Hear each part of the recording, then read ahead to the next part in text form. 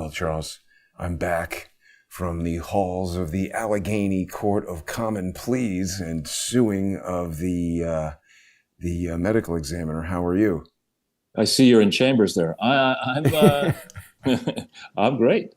Improving on tennis, improving, You look just great. feeling. Yeah, Thank everyone you. can see it. Your fitness is improving. Your outlook on, just the whole Malaysian lifestyle has been, I think, quite good for you. Looking as fit as you've been since I've known you. Yeah, no, I'm in some ways fitter and getting stronger, and feeling. Not that I felt bad, but I think the impact of us decoupling from the American food supply and getting out of an environment where everybody is so negative and there's so many threats you have to cope with and so much bad news everywhere is Mm, very positive. Now, yeah. and it also being in Asia unjet lagged is a novelty. I mean, I don't know how many different times I've been to Asia, but most often when I was coming from the States, I would be jet lagged when I arrived, and then I'd be jet lagged when I got home. Hmm. And so it's a real treat to be here and just feel like, you're normal. So you're not moving to Los Angeles to participate in some riots? Get some burned out suburban trash. No, I mean, watching this from afar, I have to say, and I remember I was in a place where we set up a private equity fund in Ireland, which had to be managed by a CEO, and the CEO had reported to a team of board members, of which I was an important board member by the amount of voting power I had. And it's one thing to just say, hey, CEO is screwing up and we need to replace the CEO.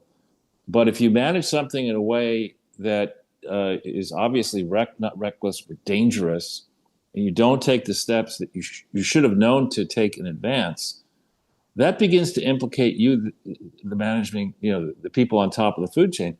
And the people on top of this food chain are the American people.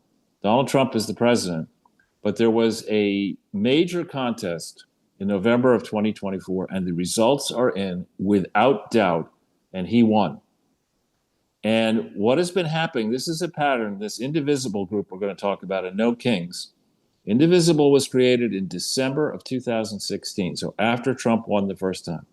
And ever since, it is basically I would argue, a fake nonprofit working with other fake nonprofits to just fuck Trump up and his supporters up and destroy the democratic process that they talked about revering in 2016 and 2024 in those two elections, and back actually in 2000 when Gore lost to W. Bush. So when Democrats lose, the elections aren't legitimate. When they win, you can't question the results, even if they are illegitimate. That's a message that we cannot accept as a country. We cannot accept. And the people behind this no kings bullshit are, kind of an evolution from the Bill Clinton, let's get a black woman and put her into a position to cover up our crimes. And anytime that investigators get on the issue of whether crimes were committed, we'll trot Cheryl Mills in, we'll trot this person in, and they can't ask any reasonable questions because all of those are sexist and racist. The evolution of that is to take two nitwits who are now married to each other, so they can't testify against one another, and put them in charge of starting an insurrection. Forget January 6th, starting an insurrection. And the building blocks are as plain as these many books and papers are on the desk that you can't see in front of me. The building blocks are to get the entities and more that are on that No Kings poster that's circulating all over the internet. Get members of to show up to these many, quote, spontaneous rallies. And then the Antifa and other miscreants will be inserted into the midst of these useful idiots, and they will push the system to the breaking point, as they tried to do with George Floyd and BLM riots in 2000. That's the game plan. And it's these people are brazen, repeat arsonists. These are not responsible charity people. You can have your political views. You could say in America that you want to be a communist. But what you can't do is coordinate using the mail, using the internet across state lines, a unified attempt to bring the system of governance in the United States to a standstill or worse. At the same time, courtesy of the previous nitwits who were in power, we have millions, perhaps over 10 million illegal aliens in our midst. We see from the television screen so far what happens when you let this run riot. And that is going to happen on June 14th if Trump and his team doesn't get a lot tougher. I mean, I saw, and I circulated to you, Jason, Lee Greenberg and gotten some podcast on June 10th that has been circulating. The guests were Lee, I think, and Al Sharpton, who's a criminal moron. And I say that for what he did in Poughkeepsie, and then he doesn't believe in paying his taxes. You have Randy Weingarten, who's another as yet prosecuted criminal moron, who insisted that elementary schools and schools in general be locked down for months after they should have been opened to protect her teachers, not to protect the children. And there has been untold damage done now to generations of young people in our country, thanks to Randy Weingarten, who pulls over $1 million a year from all her various ventures down, leading this American Federation of Teachers. She's there. A number of other political figures were on this teachable thing to explain what they want to do on June 14th. Enough already. You know, we'll do in the paid section, we'll go through some of the paperwork that I was able to do this morning in 60 seconds to show that indivisible is just like BLM. Indivisible, yes, there is an indivisible. Yes, of course, it's based in Washington, D.C. Yes, of course, it was set up by lawyers and it's handled by lawyers. But what they did is they set up all these other chapters, which just like BLM, none of which are legitimate, all of which are out there, likely soliciting funds, stealing money, etc. This is the same template as BLM. And where are the BLM crooks? None of them are in jail. So all these indivisible people and people who want to emulate BLM in other ways, all of them are looking at June 14th as a payday.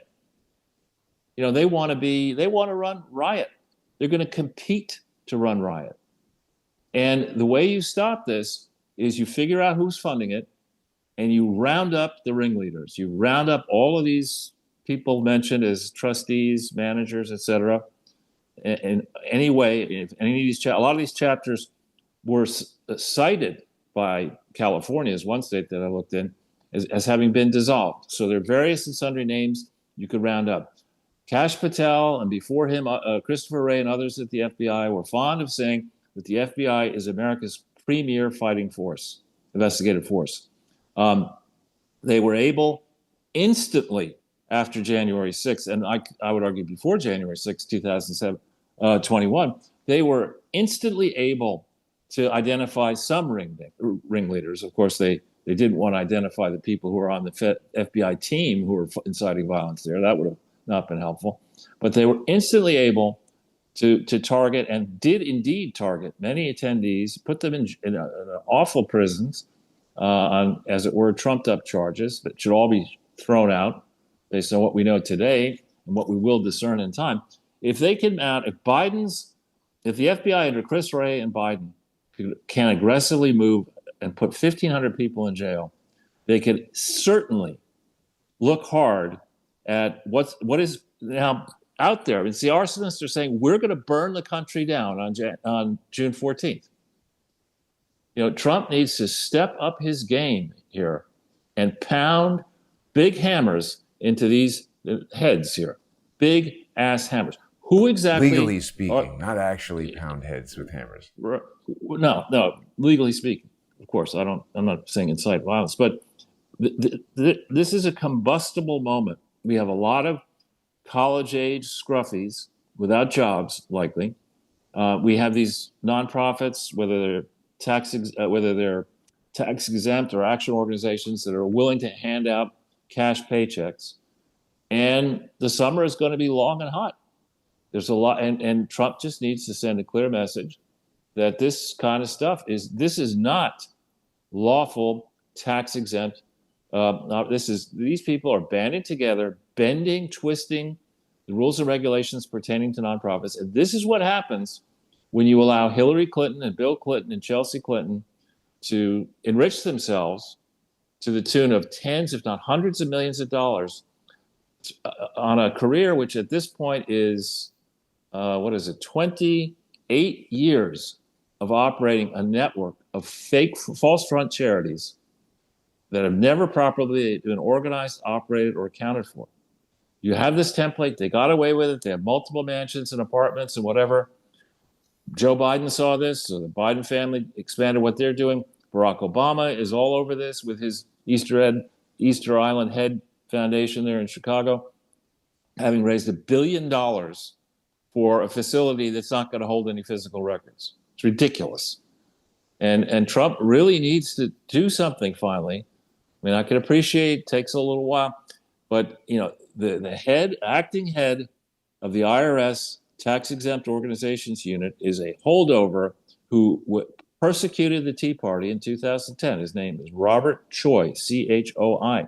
That man should absolutely not be, and I don't know what the rules are in the IRS, what Trump can do in terms of disciplining people, but that man needs to be, if he has to keep a job, he needs to be transferred to the smallest IRS office in the most miserable part of Alaska in the winter. He should have nothing to do with tax-exempt organizations, and the team in the tax-exempt organization department all needs to be replaced. And don't tell me you can't do it, because Robert Kennedy is doing it at the Department of HHS. He just disbanded the entire team that was supposed to advise on which vaccines children are supposed to get. Every single person was removed, many of whom he believed have, I think, conflicts of interest. So if you can do it there, you can do it in the IRS. And the tax-exempt department, I would argue, is a criminal organization. It has nothing to do with rooting out charity fraud and everything to do with protecting dynastic political families in both parties, especially including the Clintons, the Bushes, the Obamas, and the Bidens. Yeah. And because this fraud is rampant, these young punks, who are running indivisible, believe they can get away with anything. And that is how Rome fell. I mean, we cannot allow this to happen. Examples need to be set so that when you're in your 20s or 30s, you don't say, well, look, I saw this Greenberg and Levin people go from nowhere to, taking on the sitting president of the United States on Flag Day on his birthday. And they're being lionized in legacy media and promoted in social media. This has got to change. And you can't, it's as if you knew, it reminds me a little bit of the feelings I had before 9/11. I was very concerned. I didn't know about a specific terrorist attack, but I had dinner, I told you this before, with the former president of Jane's Defense Weekly and my business partner then, and just the three of us on September 10th at a nice restaurant I love called San Pietro in New York. And I asked this guy, as I often do with people like that, I said, what's the chance of a major terrorist event happening in New York City in your view? And the guy said 100%. That was the night before 9/11. I'm not saying he predicted 9/11, but I have the same feeling now. This is the momentum is stalling for Trump. Yes, these trade deals are being announced, but there are no particulars. The situation in Ukraine is escalating. The big, beautiful bill hasn't been passed. The Elon Musk thing went south. And these are momentum players in D.C. They're stuck in the blue states. They are stuck in. They understand what could happen if Trump succeeds here, and what could happen to many of these people is they could go to jail. So they're doing their level best to stoke tensions in conflict zones around the world, non-essential dependents in, I think, Iraq, Bahrain, and Kuwait have just been ordered out of those countries for fear of what Iran is threatening to attack bases in the Middle East. This is a very dangerous moment, and people are watching to see just how tough Trump is. And it would seem to me that, he needs to, if he was going to put 2,000 troops in LA, he should put 20,000.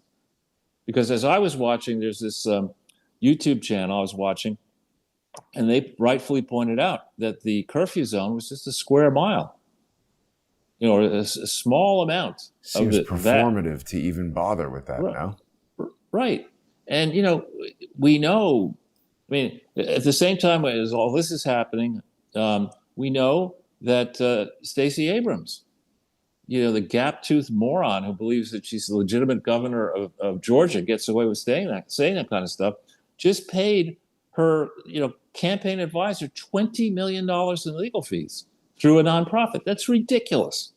Charles, you probably already know this, but they're doing the same thing here where they've got indivisible civics and indivisible projects. So civics is the C3. The director of that is Leah Greenberg. And project is the C4. The director of that is Ezra Levin. And so they're getting paid collectively about $200,000 out of the C4. And I'm just going through, I know you've looked through all of this already, but Yeah. we're going to get into this, when we get to the sponsor exclusive segment, people who are sponsoring the show on Patreon and Subscribestar and Substack will be able to join us. So here's Ezra Levin. Yeah. So so now here he's getting paid another 150 and Leah is getting paid another $100,000. So these guys are making about $500,000 a year between these two nonprofits, between the two of them, not to mention all these other idiots they're paying six figures to. This is the scam. They think they can get around it by, engaging in partisan political activity through the C4, but it's transparent. Right. And actually, the real grift there is that salaries are one thing, are the expenses. Because, if we'd have to look into that. I would doubt they're disclosing all the cash that they get one way or another out of this. And so there's a difference. I mean, when you get into hiring accountants for real, and if you're numerate, you understand accounting, you're horrified, because that's when you learn that if you want, there are various levels of reporting that you can get, but the full-fledged audit where you actually check everything carefully is expensive. And many localities don't require such a full-fledged audit. So, if we really set people like Bob Bishop and others into the books of this. He's been on it. But I'm saying deeply into it from the inside. Yeah. Where you have every account. You say, okay, I want to see every account connected to each charity. Who opened it? What representations did they make? Every statement, every check, every wire transfer. Then I want to check every counterparty independently. This says here that this entity owes you X. Why does it owe you X? Show me the bill. Show me the retention agreement. If you get into that level of detail, in probably 30 days with a team of 20 people or less, given AI, you should know right away that this is a complete front. And then what would be interesting? The money is going to a P.O. box. Why isn't it going to their office address? Again, that's the standard $75,000. Who is sending that? This is coming from HSAF, which, what the hell is this? Yeah, again, you should be able to look. I'll say his name. There's a guy who's won, I believe, 2 Pulitzer Prizes. Here's his book right here. One of his books, Her Way, Jeff Girth. You've met him, I think. I've met him. I know him well. And he told me in 2015, he's one of these, old style, rigorous, legitimate Pulitzer Prize guys. He said that before 2015, way back when, the IRS had the ability to go and do what we've been doing, what you just did, where you take a given charity and you say, okay, show me every grant in the IRS system to this EIN, every single grant. And they had the ability way before the internet and AI was as robust as each is. Way before then, they had the ability to see the inconsistencies, which are obvious in the Clinton Foundation and obvious here. This is the guy behind that nonprofit, Mark Heising, founder of Medley Partners, a private market investment firm in 2004. Previously, he was the founder of VLSI Cores. Sounds like very large-scale integration, so he's an electronics guy. Right. What did he characterize that grant through HSAF as being a grant to what? A grant to a charity or a grant to an action organization? Uh, It's in that table. There's a column. It, yeah, let me lists the get back name. to it here. Yeah, I got a lot of things open. no problem. Um, yeah, I mean, this is a research project. Obviously, when we go through it like this, uh, here, let me go back. When we go through it like this, it's mostly just like a top-down quick thing. Sure. Here it is again. So he's got it going to their P.O. box and general support. You look at the column headings. It says type of. What are the column headings for each? I can barely read Amount them. of grant, EIN, IRS. Here we go. He's got it. He says it's going to the C4. Okay. But it's a P.O. box. Yeah, it's going to the C4. That's project. But I'm sure they're doing the same thing that Norm is doing, where they're sharing expenses. They're definitely sharing the office. They were both at the same office in Washington, D.C., so that alone is a violation. Yeah, so Singapore has a very interesting approach to many things, but one of them is that you cannot just whip your ass for chewing gum. You're gonna get shot. Well, no, it's even better than that. In Singapore, if you have a charity, it must operate in Singapore, and that's it. You can't have a charity based in Singapore that's doing stuff in Africa. Just can't do it.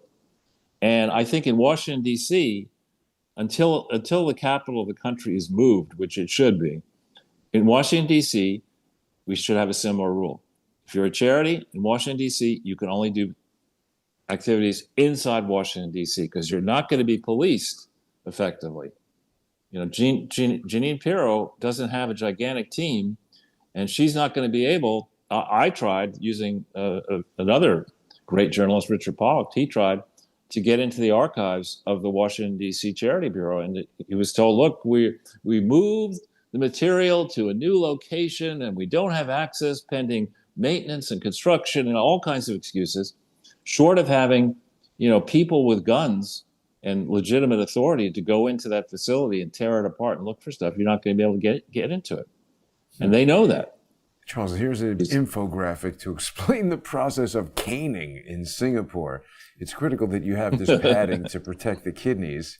They don't do anything for the anus. That's clearly the target of this punishment. So this guy's ready to whip ass, and they're talking about how some Germans spray paint the trains. I mean, I don't know if I disagree with this. Don't go to Singapore and spray paint their trains if you don't want your ass to get whipped.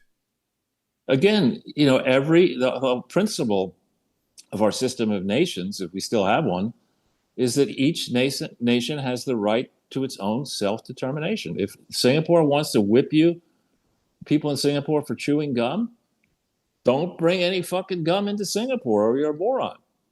It's just, you don't have to go to Singapore. There's no requirement that an American go there. Oh, look at this. This is the training. The caning training dummy. That's amazing. That's a huge market in Singapore. Right. I mean, this is a system here where, Trump talks a huge game, but he's not talking tough enough. Talk is one thing. I'd like to see some action. No, I mean, it seems like we're a bit like a week of riots in L.A. Charles, we're just about ready. We're just about ready to make our way over to the First Amendment Forum, where our sponsors. We're going to do a deep dive into some of these 990s and the various documents from these charities. Take a look at exactly how this indivisible grift is put together. People can join us on crowdsourcethetruth.substack.com or subscribestar.com or patreon.com/crowdsourcethetruth. Also, people who subscribe to me on X at JG_CSTT. We've got about a minute left, Charles. Anything else you want to say before we go over there? Lawlessness is a bad idea. As my friend Kurt Schork, who is a Rhodes Scholar with Bill Clinton, found out when he went to Liberia to try to help, and some 13-year-old kid shot him in the face, dead. We don't want to descend into lawlessness, and people advocating for it need to feel the long arm of the law hard. Yeah. I mean, I think we're pretty close to there. Hopefully not yet.